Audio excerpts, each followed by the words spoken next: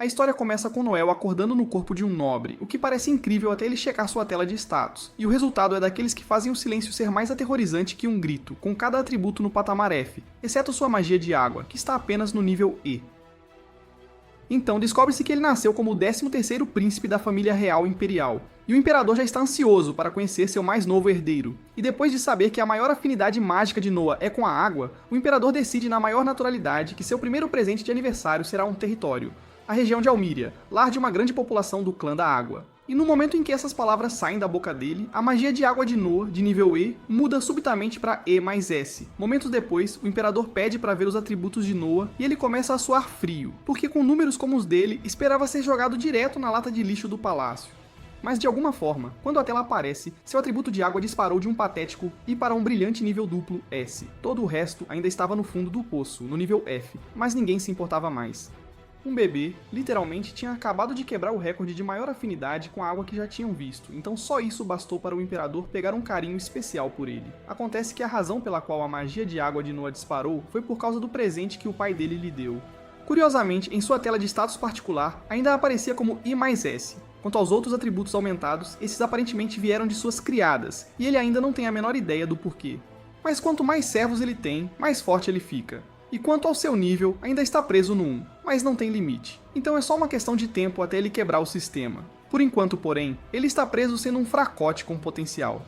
Durante o café da manhã, uma de suas criadas, Evelyn, entrou e o avisou que seus irmãos estavam ali. E não eram quaisquer irmãos, mas sim o primeiro e o quarto príncipes. Agora, em teoria, visitas de irmãos parecem a coisa mais fofa do mundo. Mas depois de 6 anos neste mundo, Noah já percebeu que esses dois são uns tremendo de uns babacas da realeza. Então ele sabe que precisa pisar em ovos. Ele foi até o salão e os encontrou com as formalidades de sempre.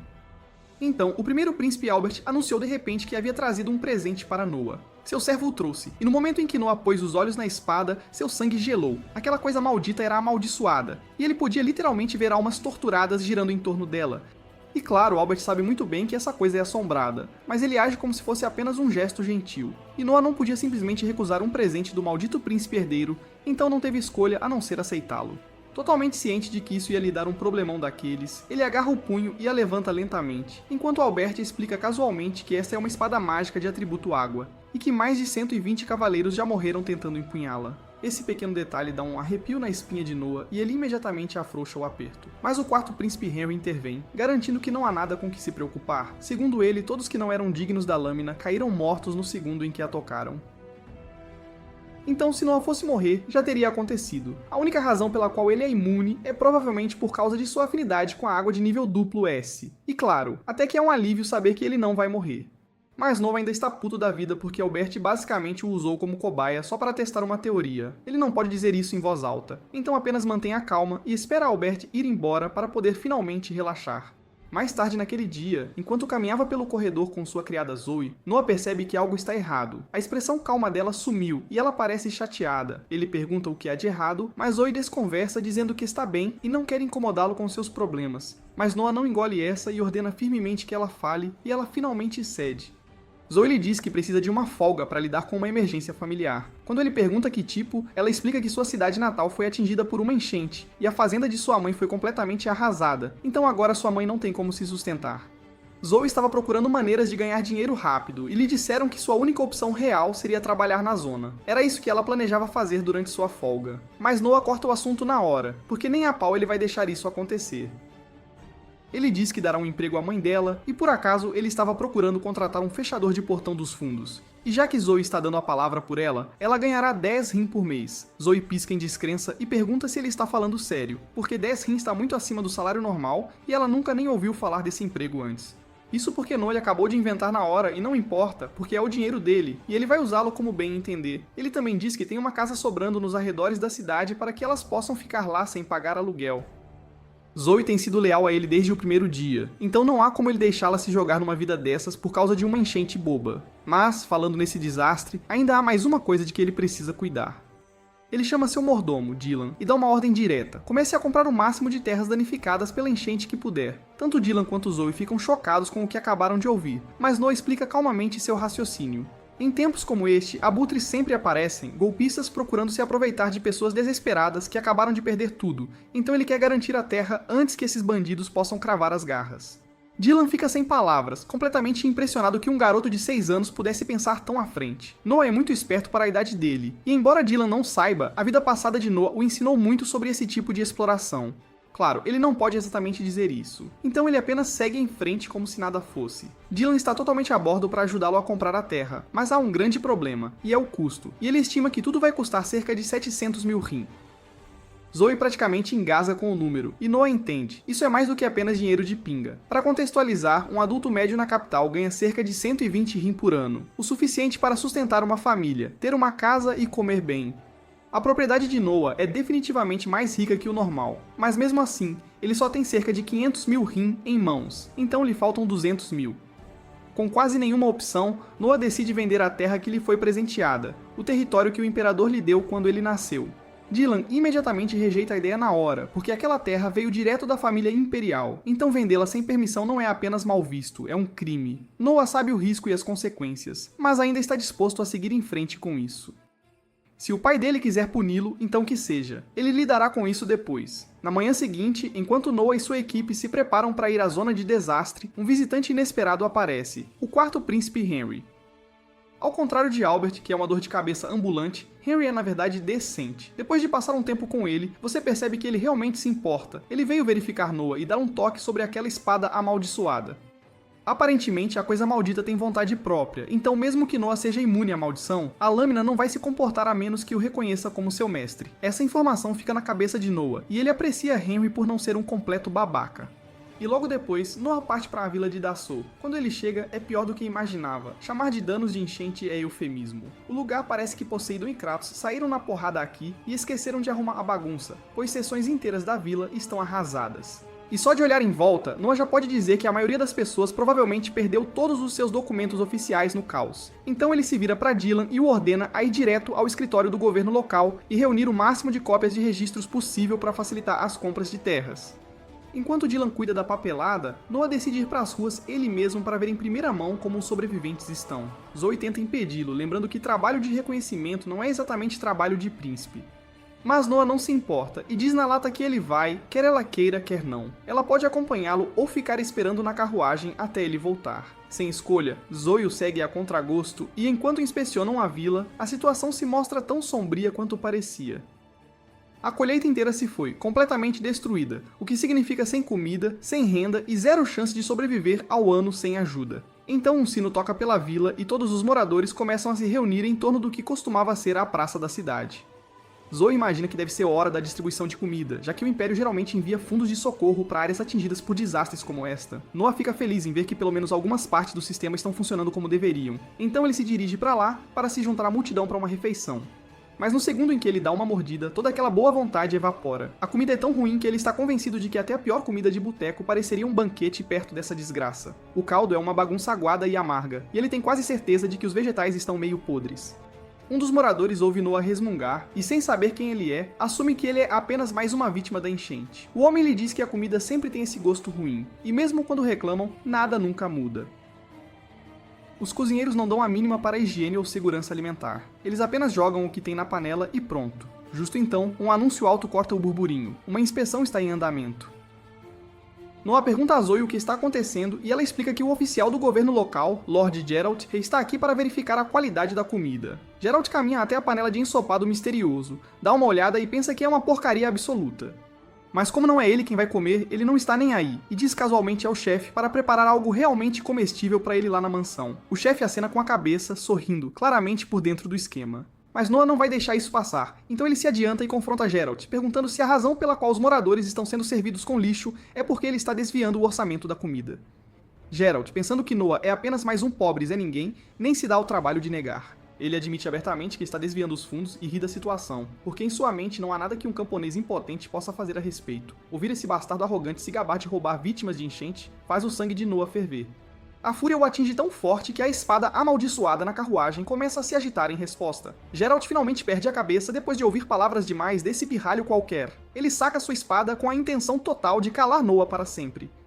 Mas antes que ele possa atacar, a espada Leviatã irrompe de sua bainha e voa direto para o lado de Noah. Alimentada por sua vontade inabalável e senso de justiça, a espada o reconhece como seu legítimo portador. E agora que ela o escolheu, Noah não hesita. Com um único golpe limpo, ele corta a cabeça de Geralt fora pelos crimes de roubar fundos de socorro e ameaçar um príncipe real. Não muito depois, o superior de Lord Geralt, Rowan, chega ao local. Alguns guardas correm e tentam convencê-lo a prender Noah por executar Geralt, mas no momento em que Rowan põe os olhos nele, ele imediatamente reconhece com quem está lidando. Ele se ajoelha sem hesitar para mostrar respeito ao 13º príncipe. Noah lhe diz que precisam ter uma conversa séria sobre o que tem acontecido ali, embora a mensagem seja clara. Rowan está em maus lençóis por deixar Geralt agir sem controle por tanto tempo. A punição de Geralt já foi feita, mas o resto dos ratos que o ajudaram a roubar ainda estão por aí, e Noah espera que Rowan faça uma limpeza. E por enquanto, ele dá uma última ordem. Certifique-se de que as pessoas recebam uma refeição decente. Mais tarde naquele dia, depois que Noah finaliza a compra de toda a vila, a notícia do que aconteceu chega a Albert. Ele fica genuinamente surpreso que Noah conseguiu empunhar a espada Leviatã sem nenhuma consequência. Mas em vez de ficar preocupado, ele dá um sorriso malicioso. Seu irmãozinho pode ter passado neste teste, mas Albert claramente tem mais planos esperando por ele no futuro. Ao mesmo tempo, Noah é convocado para uma reunião com seu pai. Ele entra pronto para ser repreendido por vender terras imperiais só para comprar uma vila inundada. Mas para sua surpresa, o imperador o agradece em vez disso.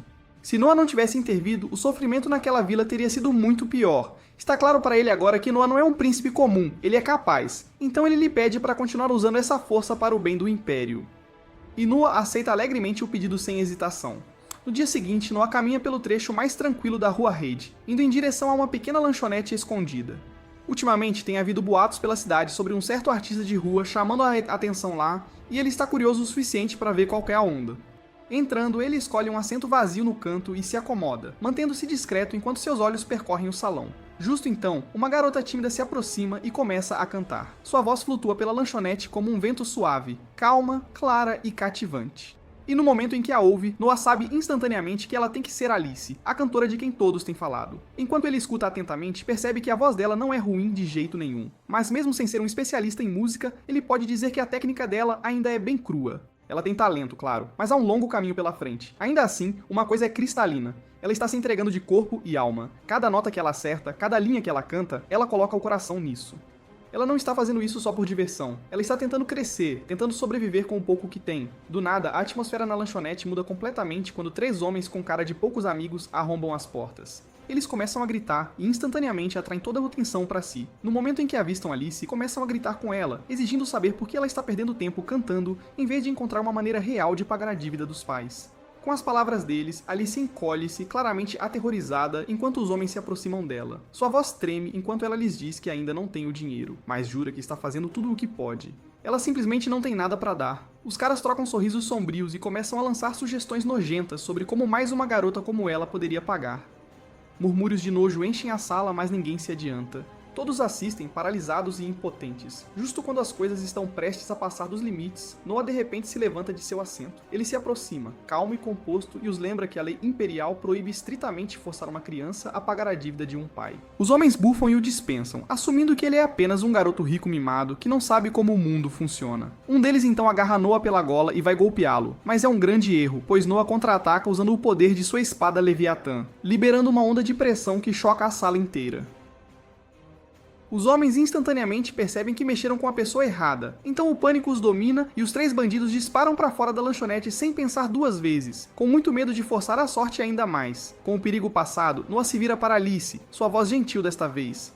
Ele pergunta quanto ela precisa para passar o mês, e ela hesita antes de explicar que a maior parte do que ela ganha vai para os cuidados médicos de sua mãe. Depois de ouvir tudo, Noah diz calmamente a Alice que, de agora em diante, ele lhe dará 25 rim todo mês para que ela possa se concentrar totalmente em seu canto sem se preocupar com dinheiro. Ele também promete aumentar o valor conforme suas habilidades melhorarem, incentivando-a a continuar perseguindo seus sonhos sem o medo a segurando. Profundamente emocionada, Alice o agradece com emoção genuína, dizendo o quanto a bondade dele significa para ela. Ela promete que não o decepcionará e jura trabalhar duro e continuar crescendo como cantora. Mais tarde, Noah volta para casa, apenas para encontrar os mesmos 3 bandidos de antes ajoelhados nos portões do palácio. Cabeças baixas, eles estão praticamente rastejando, desesperados para pedir desculpas pelo que aconteceu. Um único olhar é o suficiente para Noah perceber o que está acontecendo. Eles claramente descobriram quem ele realmente é, mas em vez de perder tempo com eles, Noah calmamente se vira para as criadas e lhes diz para mandarem os homens embora, acrescentando que o príncipe não é alguém que eles podem simplesmente encontrar quando bem entenderem.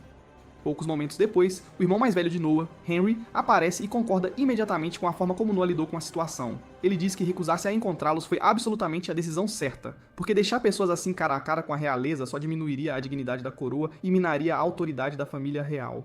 Noah então convida Henry para entrar e explica que sua decisão não foi apenas sobre proteger o orgulho real. Ele lhe conta tudo o que aconteceu na lanchonete e admite que, se tivesse falado com os homens pessoalmente, eles poderiam ter assumido que ele estava bravo e começariam a evitá-lo. E se esse medo os mantiver longe de Alice, então esse é exatamente o resultado que ele quer. Henry escuta atentamente e se vê genuinamente impressionado. Para alguém tão jovem, Noah já estava pensando vários passos à frente.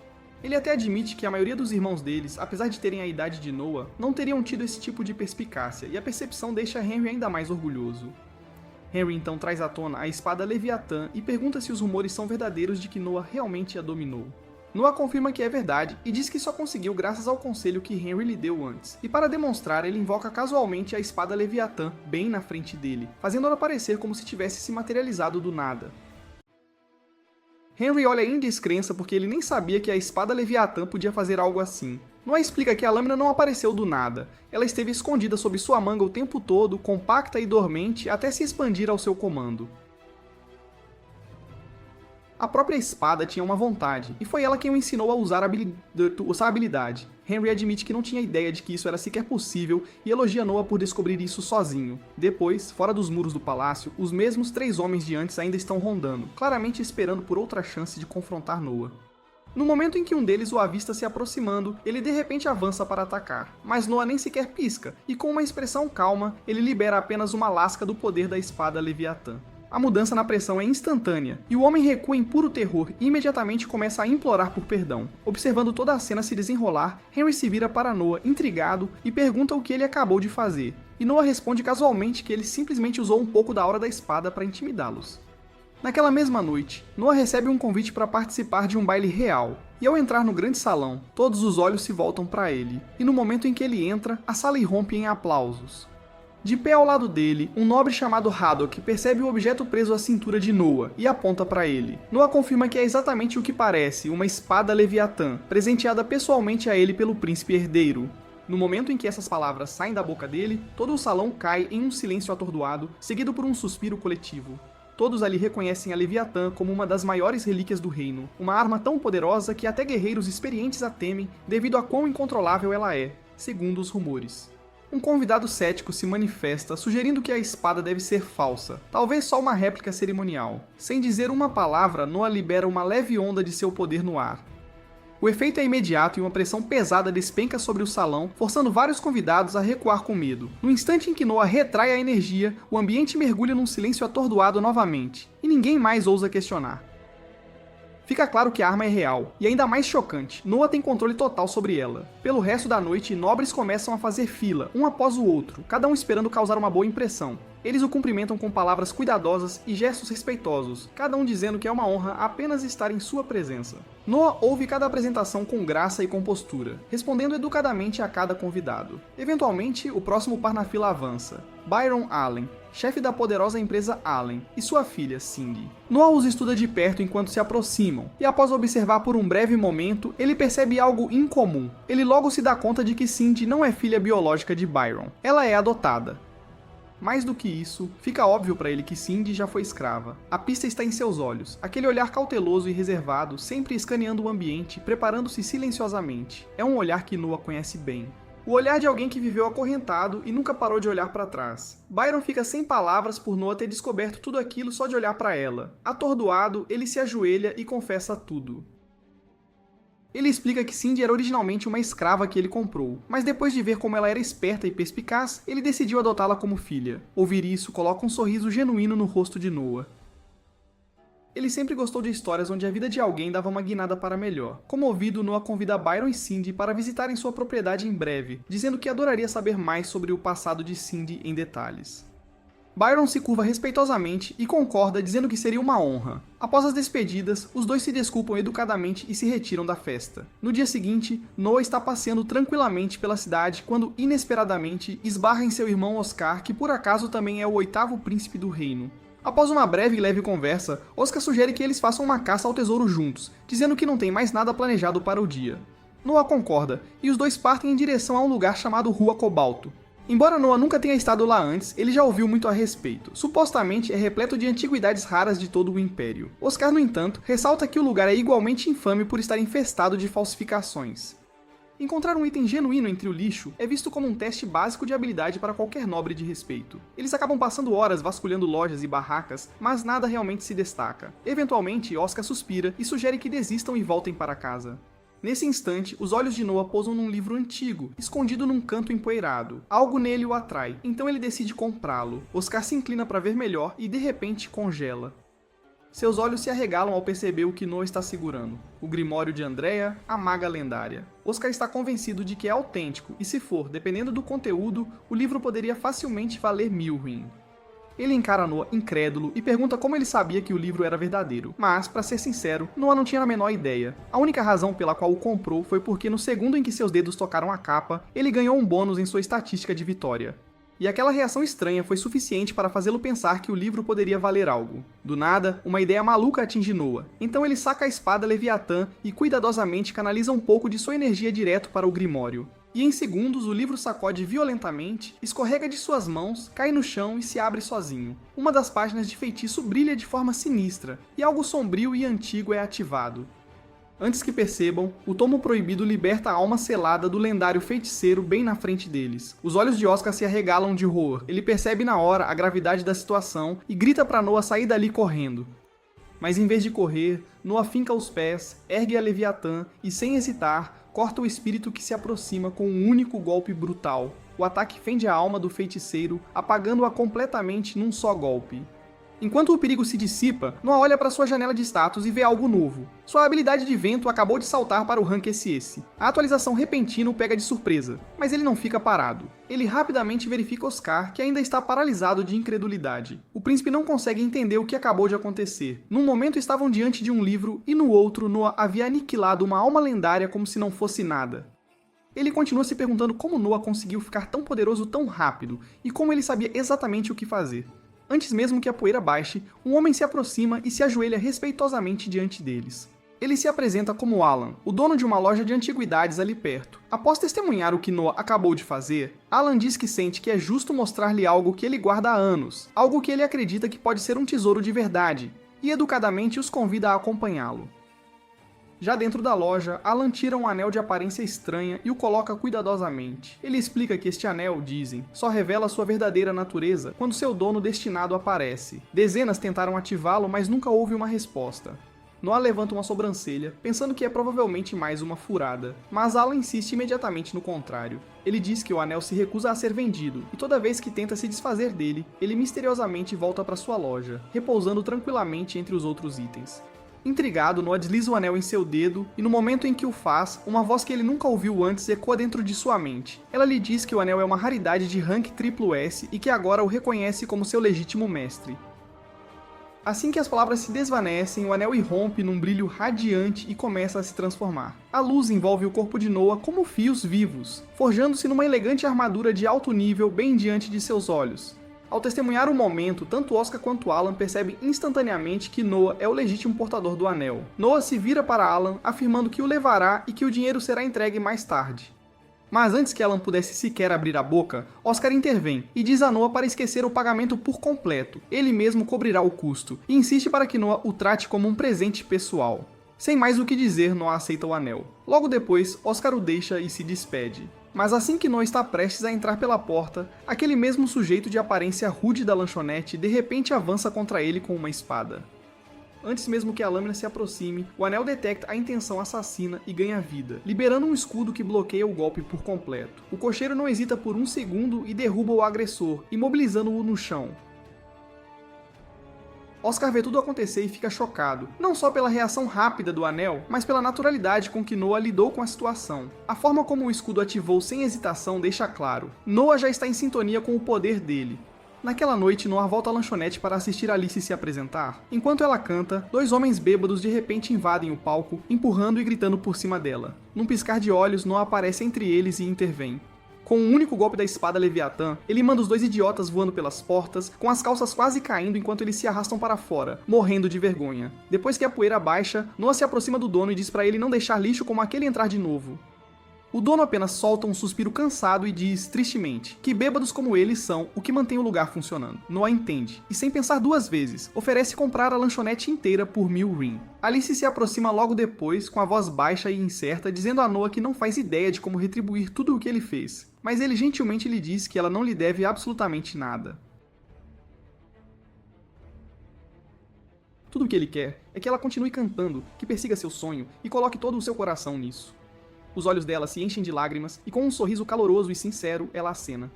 Noah então volta para seu lugar e passa o resto da noite em paz, absorvendo o brilho suave de sua voz enquanto ela preenche o ambiente. Numa manhã, Noah recebe a notícia de que o General Marley, responsável por Holdroy, chegou para uma visita inesperada. Holdroy é um dos territórios mais promissores sob o comando de Noah, então ele não perde tempo e diz às criadas para escoltarem Marley imediatamente. Quando Marley entra na sala de reuniões, ele cumprimenta Noah com uma saudação formal, mas Noah casualmente dispensa, dizendo para ele largar as formalidades e se sentar. Os dois se conheceram pela primeira vez há cerca de 1 ano e meio, pouco depois de Marley ser nomeado general da região. Lembrando disso, Noah vai direto ao assunto e pergunta como as coisas estão em Holdroy. Ele não esqueceu que Marley foi encarregado de uma diretriz imperial para gerenciar o controle de inundações na área. E a julgar pela expressão pesada no rosto de Marley, as coisas claramente não estão boas. Holdroy é uma rica zona agrícola que se estende ao longo de um rio sinuoso, ótimo para plantações, mas um verdadeiro inferno quando inunda, o que acontece de vez em quando. É exatamente por isso que o imperador ordenou apoio financeiro para a prevenção de desastres. Mas Marley admite que não conseguiu tirar nada do papel, e o maior obstáculo é o ministro das Finanças, que vive inventando desculpas esfarrapadas para atrasar a liberação dos fundos. No segundo em que Noah ouve isso, seu humor escurece. Cheira a corrupção e má gestão de fundos públicos, e ele não vai deixar isso passar batido. Sem perder tempo, ele diz a Marley para acompanhá-lo porque eles vão ter uma conversinha cara a cara com o próprio ministro. Pouco tempo depois, Noah aparece para almoçar com o ministro das Finanças, e o sujeito se revela tão inchado e escorregadio quanto Noah imaginou. O homem tenta bajulá-lo com alguns elogios vazios, mas Noah corta o papo rápido e pergunta por que diabos ele ainda não entregou o dinheiro que Marley precisa para resolver o problema das inundações em Holdroy. O ministro mantém a calma e afirma ter uma razão válida, mas antes que pudesse sequer soltar a palavra, Noah o interrompe e o avisa para não pensar que pode falar com ele de cima para baixo só porque ele parece jovem. Da última vez que verificou, tratar um membro da realeza com desrespeito ainda era punível com a morte. Isso faz o ministro se contorcer um pouco, então ele se apressa em explicar que após a enchente do ano passado, o imperador foi gentil o suficiente para dar a Holdroy uma isenção de impostos. Então ele pensou que eles poderiam simplesmente usar o dinheiro que economizaram para lidar com a situação da enchente deste ano. Noah o encara como se ele tivesse enlouquecido. Essa pode ser a desculpa mais idiota que ele ouviu em todos os 6 anos vivendo neste mundo. Ele pergunta na lata ao homem se ele pensa que está falando com um idiota. A isenção de impostos foi claramente concedida porque Holdroy não tinha condições de pagar nada para começo de conversa, então agir como se tivessem fundos extras sobrando agora é apenas um tapa na cara da inteligência de Noah. O ministro percebe na hora que está com a corda no pescoço, então ele se apressa para inventar outra desculpa. Então ele solta que a razão pela qual não pode liberar os fundos para a enchente é porque precisa deles para o imperador. Ele claramente pensa que usar o nome do imperador vai calar Noah de vez. E sua desculpa é que o imperador está ficando velho e quer construir uma vila real para ele relaxar. Essa é a gota d'água para Noah, então ele encara o homem e diz que ele acabou de cometer um crime gravíssimo. Ele não só ousou chamar o imperador de velho, mas também usou o nome do imperador para justificar um desvio de verbas. E o pior de tudo, sua desculpa se resumia a: "Ah, claro, aquele território está debaixo d'água, mas precisamos construir uma casa chique." É a coisa mais estúpida que Noah já ouviu. O ministro imediatamente cai de joelhos e começa a implorar por perdão, sabendo muito bem que ele estragou tudo sem salvação. Mas Noah lhe diz na lata que se ele não quiser que o imperador ouça cada palavra desse desastre, é melhor ele desembolsar a grana. O homem sai em pânico, desesperado para consertar seu erro antes que lhe custe a cabeça.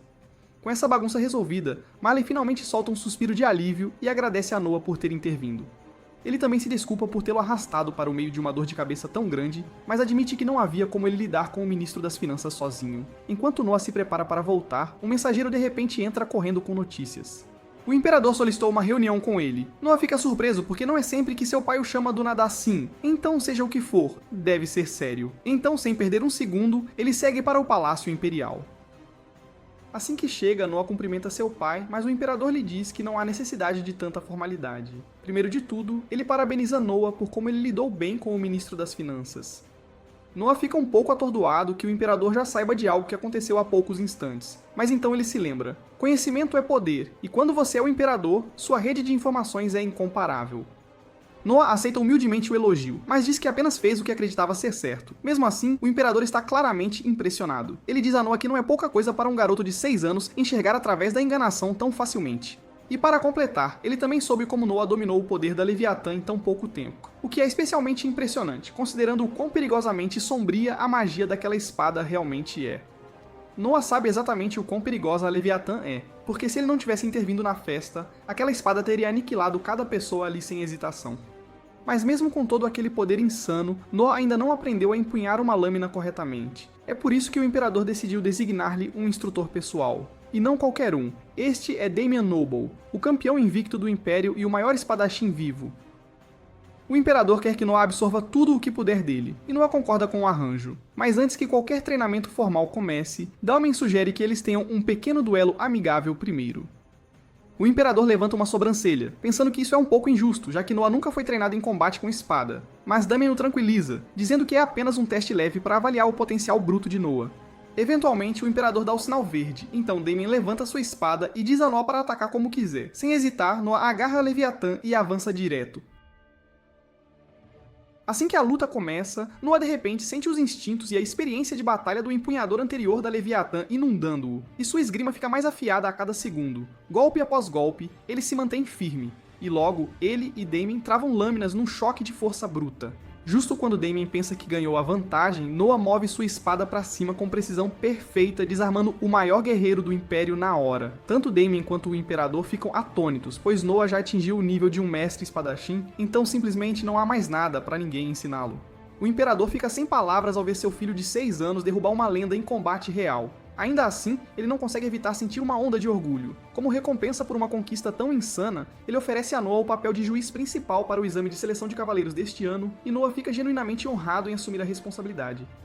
A seleção de cavaleiros é um torneio anual massivo onde guerreiros de todo o mundo se reúnem para provar sua força. Dentro do Império, o poder militar é tudo. Os melhores lutadores das eliminatórias regionais se encontram na capital para um confronto final, e quem vence ganha o título de cavaleiro. Uma vez que são oficialmente nomeados cavaleiros, sua primeira missão é servir diretamente sob o juiz principal. E como o poder de Noah aumenta sempre que ele ganha um subordinado habilidoso, ele está mais do que ansioso para ver como tudo se desenrola. O torneio geralmente é estruturado como um sistema de pontos corridos, ou de eliminação direta, mas Noah já tem uma ideia diferente de como as coisas devem acontecer este ano. Ele pede permissão ao Imperador para eliminar as eliminatórias regionais por completo e sediar o torneio inteiro na capital, porque ele quer testemunhar cada batalha com seus próprios olhos e se recusa a deixar que quaisquer candidatos promissores sejam descartados só porque ele não está lá para impedir. O Imperador concede permissão total, dizendo para ele conduzir como achar melhor. E com isso, Noah vai direto ao trabalho, colocando seu novo plano em ação. De volta ao seu lugar, Noah casualmente pergunta a Zoe se a vila dela alguma vez envia alguém para competir no exame de seleção de cavaleiros.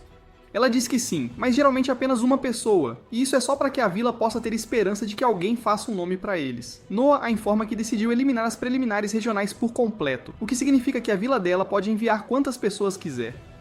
Zoe fica feliz em ouvir isso, mas diz que ainda há um problema enorme. A razão pela qual eles enviam apenas um candidato não é só sobre as chances, é dinheiro. Eles simplesmente não podem arcar com os custos de viagem e estadia na capital durante a duração do exame.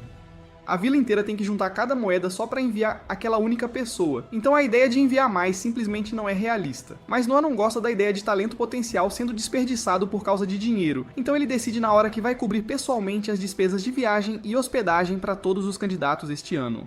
É uma atitude generosa sem dúvida, mas também cara. Acomodar tanta gente na capital seria normalmente insanamente caro e não há como eles simplesmente jogarem esse tipo de dinheiro fora. Mas Noah já tem um plano. Ele diz que vai comprar todos os edifícios vagos na área e usá-los para abrigar os candidatos. E se isso ainda não for suficiente, ele construirá um albergue do zero. Dessa forma, o que quer que gastem não será desperdiçado após o término do torneio. Quanto à comida, ele planeja entrar em contato com todos os seus contatos mercantes e garantir o melhor negócio possível. Eventualmente, Noah chama Byron e pede a ele uma estimativa de custo para toda a operação. Mas quando Byron lhe dá um número, Noah fica imediatamente chocado porque o preço é muito baixo. Não há chance de Byron ter algum lucro assim. Mas Byron minimiza, dizendo que está tudo bem, ele só quer apoiar o príncipe. Mas Noah não engole essa, porque ele sabe muito bem que mercadores nunca dão nada de graça a menos que haja algo em troca para eles. Então ele confronta Byron e pede para ele parar de fingir e apenas dizer o que ele quer em troca. Byron fica honestamente impressionado que um garoto da idade de Noah entenda como os negócios realmente funcionam. Já que a máscara caiu, ele admite que esperava que Noah pudesse dar uma forcinha durante a próxima seleção de funcionários do castelo, o suficiente para conseguir que uma das pessoas de Byron fosse contratada.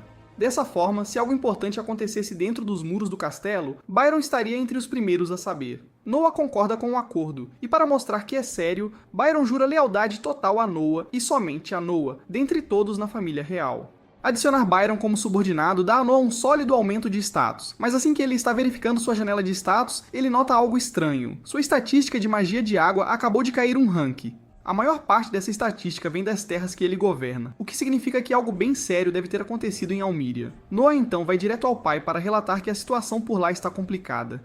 O imperador ouve com atenção e acredita nele, mas ainda pergunta como Noah poderia saber de algo assim. Noah, claro, não pode revelar a existência de sua tela de status, então ele se mantém vago, dizendo que já vinha percebendo alguns sinais há um tempo.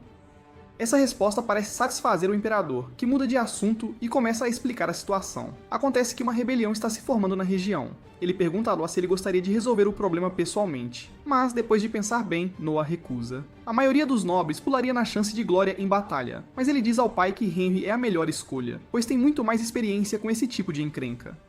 Mais tarde, naquela noite, Noah e Henry viajam juntos numa carruagem, e Henry pergunta se ele está mesmo bem em abrir mão de tal oportunidade. Num país como o deles, Noah poderia elevar seu status e muito, garantindo uma grande vitória em batalha. Mas Noah lhe diz a verdade, ele não se sente forte o suficiente ainda para liderar tropas em combate. E mesmo que ele de alguma forma sobrevivesse, provavelmente perderia bons soldados no processo. E isso não é algo que ele esteja disposto a arriscar só para correr atrás de um título. De repente, Leviatã envia um aviso de intenção hostil por perto.